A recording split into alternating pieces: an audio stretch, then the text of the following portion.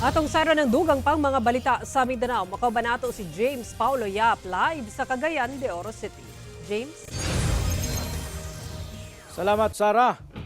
Nagpatuman ang General Santos City Police og full deployment sa mga personahe niini sa tanang tulunghaan sa syudad isip pagpahugot sa seguridad, kalabot sa online shooting threat, bisan pa man wala pay gipaygayong face-to-face classes. Ang detalye sa report ni Efren Bamak. Wala pa'y gipaygayong face-to-face class sa General Santos City SPED Integrated School sa Barangay San Isidro. Sanglit wala pa'y pirmadong executive order gikan sa LGU nga mag-resume na kinisukad gisuspende niadtong June 8 gumikan sa magnitude 7.8 nga linog. Apan bantay sarado sa kapulisan ang palibot sa eskwelahan.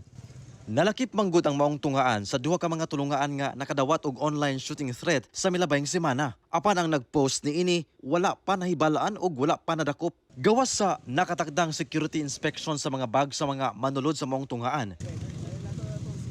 Gisubay sab sa PNP ang mga vulnerable spot sa maong tulungaan. Pareha ani na school no, kaganinang buntag sayo ako ang gilibot ang ilahang premises. So diha natay mga nakita na mga murag vulnerable na area, so mao na atong isugyot sa school authorities na kung pwede pakusgan ang seguridad ana na mga portion sa ila sa schools.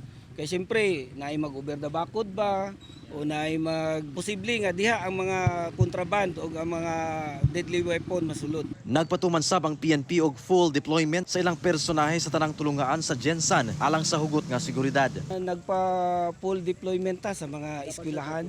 Inabutangan na to og pulis, kauban ng barangay, kauban ng other mga force multiplier o of course katong mga schools pod na naay mga security. Mao na sila ang atong katimbayayong sa pag-secure sa ato ang mga different schools. Kauban si Gary Balantayog, Bong Vicencio, Efren Mamak. 1 Mindanao.